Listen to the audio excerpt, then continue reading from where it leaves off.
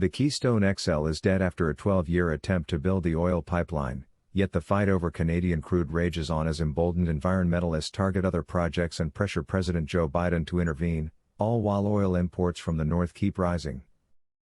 Biden dealt the fatal blow to the partially built $9 billion Keystone XL in January when he revoked its border crossing permit issued by former President Donald Trump.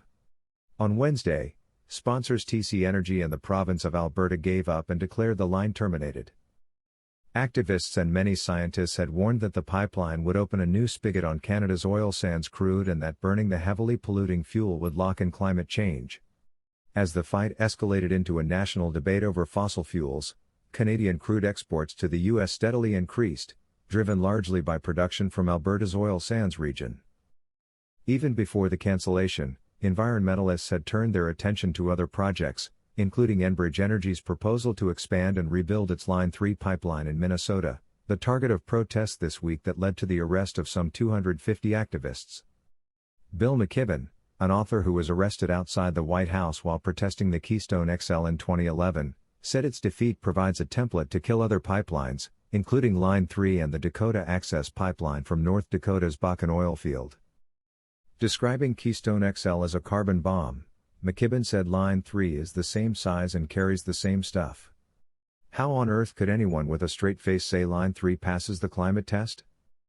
Enbridge said the cancellation of Keystone XL will not affect its projects, describing them as designed to meet current energy demand safely and in ways that better protect the environment.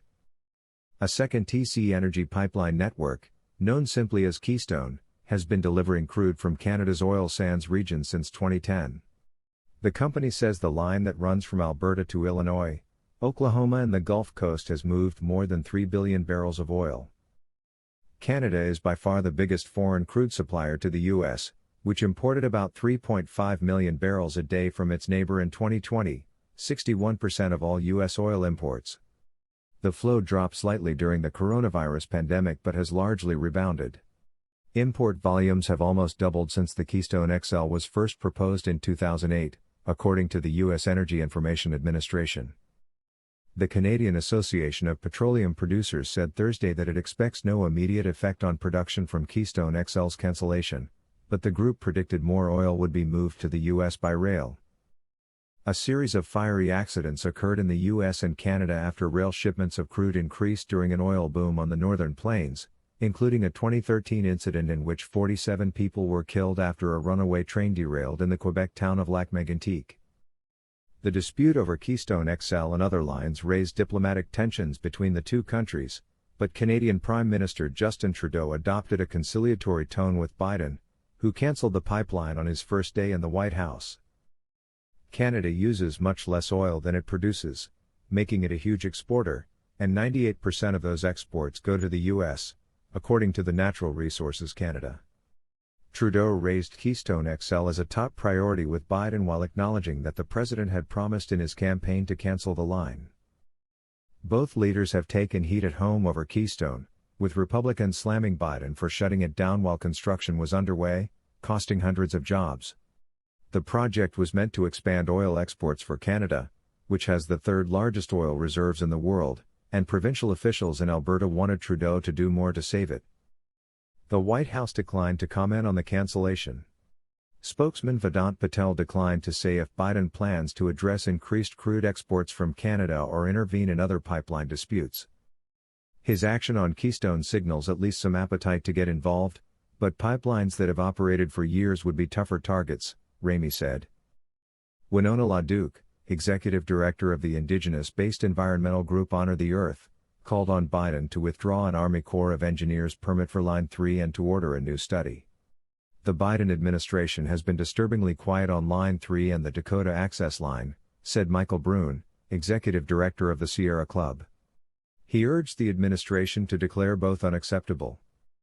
Fiercely opposed by Native Americans, the Dakota Access Pipeline was the impetus for protests that were quashed by law enforcement. The Biden administration has not sought to stop the line, and it's still in court after a judge revoked its permit but allowed oil to keep flowing. Alberta sank more than $1 billion into Keystone XL last year to kickstart construction. Officials in the province are considering a trade action against the U.S. to seek compensation. Keystone XL's price tag ballooned as the project languished, increasing from $5.4 billion to $9 billion.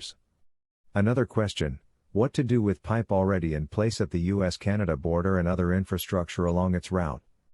Jane Klebe, a pipeline opponent in Nebraska, said state regulators should revoke the permit they approved for a route through the state.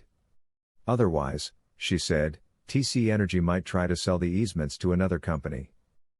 Until the state acts, farmers and ranchers will continue to face TC Energy attorneys in court, protecting their property from an eminent domain land grab by a foreign corporation, she said.